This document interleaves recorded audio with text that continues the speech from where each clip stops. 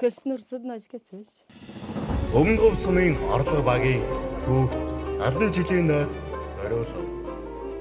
Би энэ орлого багийн нуугуул Сэтэнжавын цэцгсэрэн гэдэг юм байна.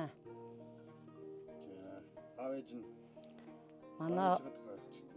манай насаараа малж ирсэн орлого багт бас нэртэй хүндтэй малч ухаан ихтэй тийм буянтай хүн байсан. Удаа манай ээж байгаа. Бурхны өрөнд дэвсэн. Би дахт юу тавуулаа. Тийм хүн байна. Манай ээж Намнангийн Жавсан гэдэг бас минь одоо орлого багт манай ахын гадаа байгаа. Одоо 85 гэдэг насыг зоогсон өндөр настай хүн байна.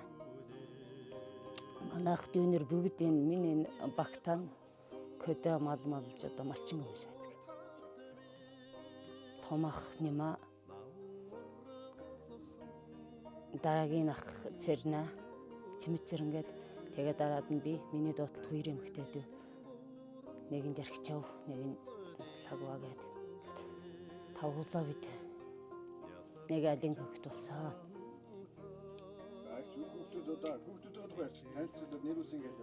За манай том хүүг Баатар Сүрэн гэдэг 2019 онд тустан гарсан.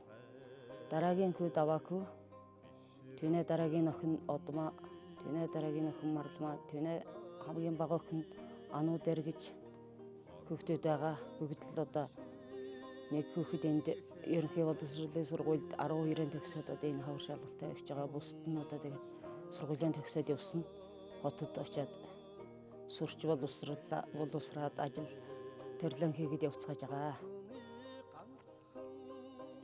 За их орлогоогийнх нь сайхан 70 жилийн мэмжлэгээр байна. За орлогогийн нийт ахт олонгтой орлогогийн одоо 70 жилдээ сайхан нуралцаараа л гэж хэлээ да. За тэгээд та бүхэндээ орлогогийн 70 жилийн нойн баярын мэнд дэвшүүлье. Өмгөв сумын орлого багийн түүх 70 жилийн нойд зориулав.